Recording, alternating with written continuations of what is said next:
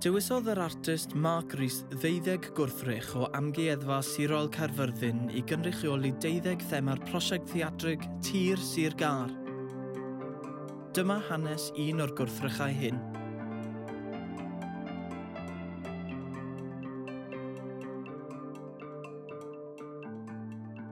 Darlun olew ar fwrdd gan yr arlunydd Robert Hunter yw'r llun hwn.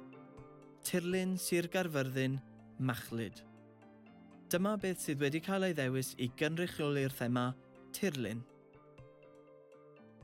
Creodd Hunter y llun hwn yn 1955, tra roedd yn gweithio fel darlithydd yn y celfyddydau creadigol yng Ngholeg-y-Drindod Caerfyrddin.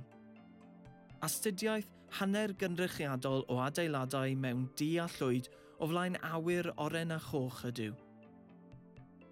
Mae'r llun yn un o 4 darn gan Robert Hunter ac edwyr gan Amgueddfa Caerfyrddin, wedi gasgliad gwaith yr arlunydd gael ei rannu gan Gyngor Celfyddydau Cymru yn 2002.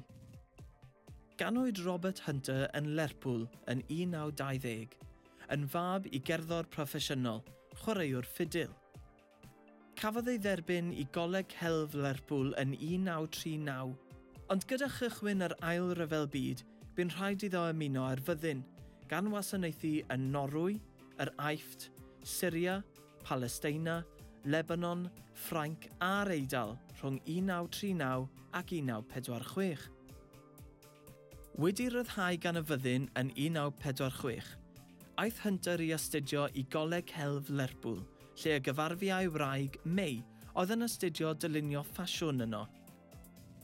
Bu'n dysgu yn Lerpwl a Blackpool, cyn derbyn ei swydd yng Nghaerfyrddin gan dreiddio'n fuan I ddiwylliant Cymru, yn dod yn aelod o Gyngor Celfyddydau Cymru a derbyniodd fedal Jubilee Arian y Frenhines yn 1977 am wasanaethau I gelf.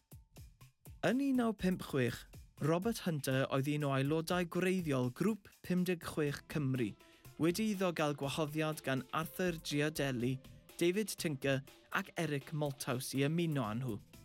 Bu symud I Sir Gâr yn gryn ddatguddiad I Hunter, a honnodd mai tirwedd a chyferbyniad cefn gwlad a phobl Cymru oedd prif ysbrydoliaeth ei waith.